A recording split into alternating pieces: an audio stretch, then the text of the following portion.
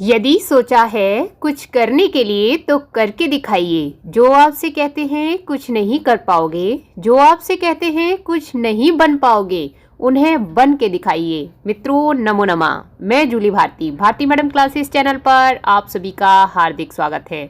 मित्रों आज की क्लास में हम आपके लिए लेकर आए हैं भर्तृहरि द्वारा रचित नीति शतकम का श्लोक 2।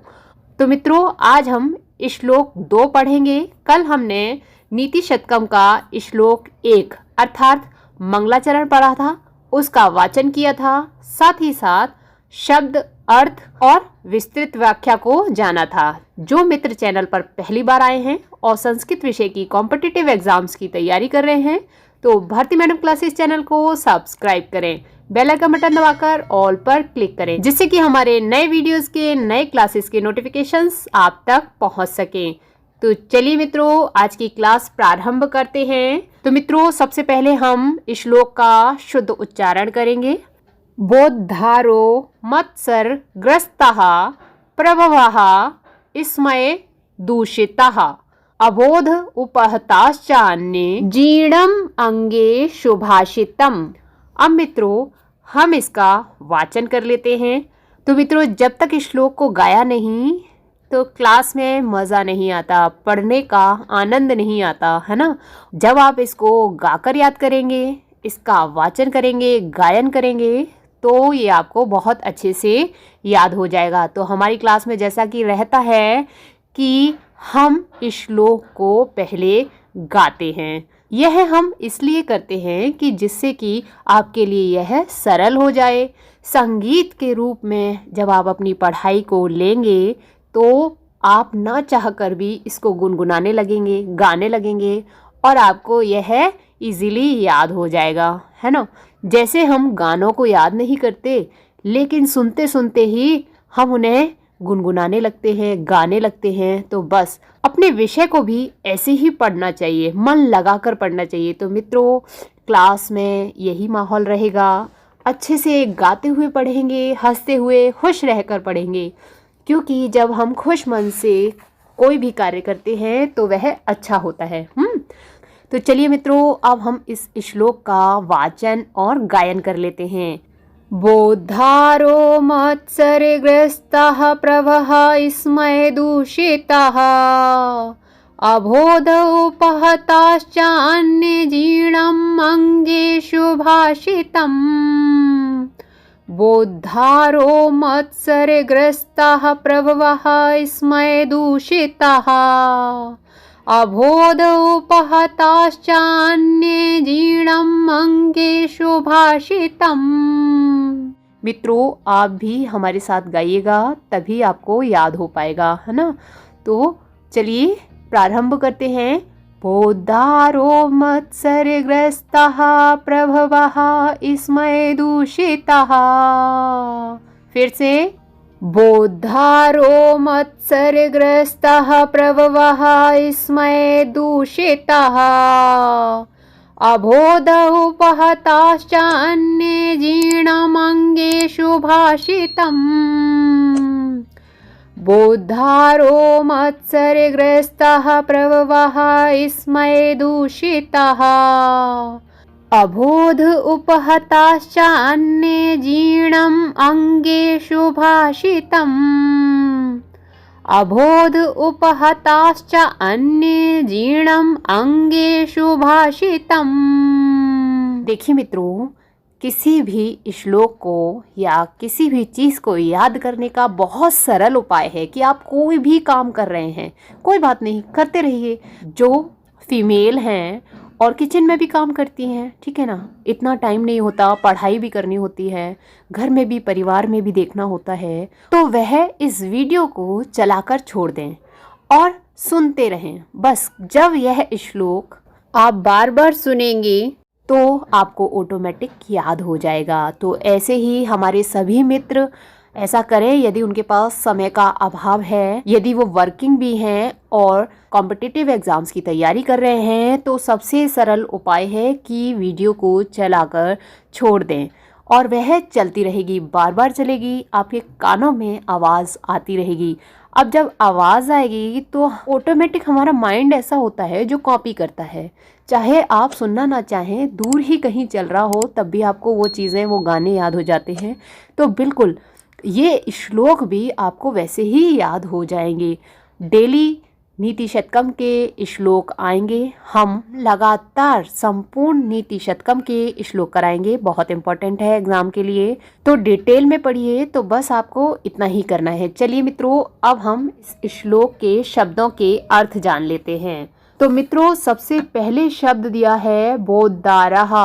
बोद्धारा का अर्थ होता है विद्वान जन, अर्थात विद्वान लोग, यानी कि जिनके पास विद्या का ज्ञान है, विद्या रूपी धन है, तो वो विद्वान जन होते हैं, है ना, विद्वान लोग होते हैं। उसके बाद नेक्स्ट है मत्सरग्रस्तः। मत्सरग्रस्तः का अर्थ होता है द्वेष, अर्थात ईर्ष्या से पीड़ित। मत्सर, द्वेष, ईर्ष्या यानी कि नफरत से, ठीक है। ग्रस्तः भरा हुआ, पीड़ित, ऐसे कह सकते हैं ना, नफरत से भरा हुआ। तो मत्सरग्रस्तः का अर्थ है नफरत से भरा हुआ, द्वेष ईर्ष्या से भरा हुआ, द्वेष ईर्ष्या से पीड़ित। अब उसके बाद है प्रभवः। प्रभवः का अर्थ होता है राजा। राजा से तात्पर्य, पहले राजा होते थे बड़े बड़े अधिकारी, तो ऊंची पोस्ट पर जो होते थे, तो पहले ऊंची पोस्ट पे कौन होता था? राजा ही होता था, बड़े अधिकारी होते थे। तो यहाँ प्रभवः का अर्थ राजा और अधिकारी लोगों से है, अधिकारी गण से है, ठीक है। उसके बाद स्मय दूषितः। तो स्मय दूषितः का अर्थ होता है, स्मय से तात्पर्य है यहाँ पर घमंड, अहंकार, ठीक है। और दूषितः का अर्थ होता है चूर होना, है ना, तो चूर है, यहाँ पर ये अर्थ बनता है डूबा हुआ है। किस में डूबा है? दूषितः यानी कि डूबा हुआ है, यानी कि ये भी कह सकते हैं कि चूर है। किस में? स्मय में, यानी कि स्मय का अर्थ है घमंड और अहंकार में डूबा हुआ। उसके बाद अबोध। अबोध का अर्थ है जिसे ज्ञान नहीं है। तो जिसे ज्ञान नहीं है वो कौन होता है? अज्ञानी। तो बिल्कुल क्लियर हो रहा है कि अबोध, जिसे बिल्कुल भी ज्ञान नहीं है, अज्ञानी है। और उसके बाद क्या शब्द है? उपहताश्चा। चा लगा है इसमें, चा का अर्थ और होता है उपहता। तो उपहता का अर्थ होता है भरा हुआ, ठीक है। तो क्या हुआ? अबोध उपहता, यानी कि अज्ञान से भरे हुए हैं। च और लगा है क्योंकि दूसरी पंक्तियों से जुड़ा हुआ है, इसलिए यहाँ पर च लगा है। च अन्य। अन्य का अर्थ होता है दूसरे, यानी कि अर्थात किस दूसरों की बात हो रही है। किसकी? दूसरों की। देखो विद्वान की बात हो गई यहाँ पर, ये देखिए बौद्धारो, है ना, तो विद्वान ये हो गए। अब उसके बाद प्रभवः, राजा लोग, अधिकारीगण लोग, है ना, तो इनकी बात भी हो गई, अधिकारियों की बात हो गई, राजाओं की हो गई, यानी कि ऊंची पोस्ट की बात हो गई, विद्वानों की बात हो गई। अब चा इसीलिए लगाए और। उसके बाद अन्य। अन्य, अन्य कौन? बाकी जितने बचे हुए लोग, सभी लोग, दूसरे, सब, अन्य यानी कि दूसरे, सभी। जीणम अंगे। तो जीणम का अर्थ है मर गया है, अंगे का अर्थ है कहने वाले के मन में, अर्थात कवि के मन में। सुभाषितम। सुभाषितम का अर्थ क्या होता है मित्रों? सुभाषितम का अर्थ होता है हितकारी वचन, मधुर वचन, अच्छे वचन, है ना, मधुर वाणी, ये सब सुभाषितम के अर्थ हैं। तो मित्रों, अब हम इसका अर्थ जान लेते हैं, क्या है इस श्लोक का सही अर्थ।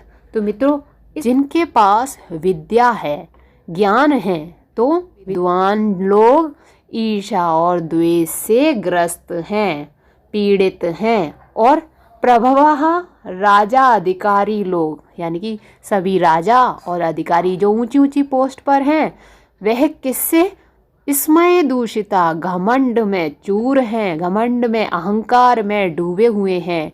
देखो मित्रों, चा और बाकी सब अन्य, अन्य चा अन्य और बाकी सब दूसरे लोग जो हैं जिनके पास ना तो ज्ञान है यानी कि वो विद्वान नहीं है, ना ही वो राजा हैं, अधिकारी हैं, उनके पास पैसा नहीं है, घमंड नहीं है, तो उन लोगों के लिए कहा गया है कि बाकी जो बचते हैं वो सभी लोग कैसे हैं, अज्ञान में डूबे हुए हैं, अज्ञानी हैं, अज्ञान से भरे हुए हैं। इसलिए सुभाषितम, अच्छे वचन, अच्छी वाणी कवि के मन में जीर्णम, मर गए हैं। सुभाषित वचन कवि के अंदर ही अंदर मर गए हैं, दबे हुए हैं, ऐसे कह सकते हैं, खत्म हो गए हैं। किसके अंदर? कवि के अंदर।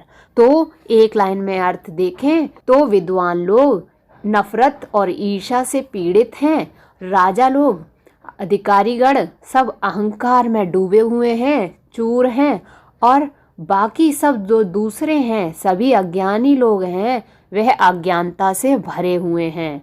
तो बाकी सब लोग किससे भरे हुए हैं? अज्ञानता से भरे हुए हैं। तो यानी कि उनमें ज्ञान ही नहीं है। तो कवि कह रहा है कि मैं अपने मधुर वचनों को किसको सुनाऊं, किसको बताऊं? ये तो मधुर वचन, मधुर वाणी, सुवचन मेरे अंदर ही मर गए हैं, दब गए हैं, खत्म हो गए हैं, अंदर ही अंदर दबे जा रहे हैं। तो मित्रों, इस श्लोक में महाकवि भर्तृहरि ने, कवि कौन है? महाकवि भर्तृहरि ने कहा है कि इस संसार में जो लोग हैं, कैसे विद्वान लोग, इस संसार में, इस संपूर्ण संसार के विद्वान लोग एक दूसरे से ईर्ष्या कर रहे हैं, जलन कर रहे हैं, यानी कि ज्ञान होते हुए, विद्याधन होते हुए भी एक दूसरे से नफरत करने में लगे हैं, नफरत में बिल्कुल डूबे हुए हैं। और दूसरे बाकी जो राजा लोग हैं, पैसे वाले हैं, अधिकारी लोग हैं बड़े बड़े, वह एक दूसरे से घमंड करने में लगे हुए हैं। तो वह आपस में द्वेष कर रहे हैं, किससे? घमंड के कारण, धन के कारण, औहदे के कारण। ऐसा होता है ना मित्रों, तो ज़्यादा पैसा आ जाता है, औहदा आ जाता है, तो बहुत लोगों को घमंड आ जाता है। तो कवि इसी बात से परेशान है कि जो विद्वान हैं वो दूसरे विद्वान को देख के जल रहे हैं, यानी कि एक विद्वान दूसरे विद्वान से जल रहा है कि ये मुझसे आगे बढ़ रहा है ना। और राजा लोग और अधिकारी लोग भी एक दूसरे से घमंड में चूर है कि तुम्हारे पास क्या धन संपत्ति है, मेरे पास तुमसे ज़्यादा है। तो वो इस घमंड में डूबे हुए हैं। तो विद्वान भी मेरी बात नहीं सुनना चाहते, यानी कि कवि के मधुर वचनों को नहीं सुनना चाहते, और ऐसे ही घमंडी राजा और अधिकारी लोग मेरी बात को, मधुर वचनों को, अच्छी वाणी को नहीं सुनना चाहते। और बाकी सब लोग, उनके अंदर तो ज्ञान ही नहीं है। तो मैं अपने इन सुभाषित वचनों को उनके सामने कहकर क्या करूँगा? वो तो इन बातों का महत्व ही नहीं जानते, इन बातों का मतलब ही नहीं समझते, उन्हें मेरी बात समझ ही नहीं आएगी।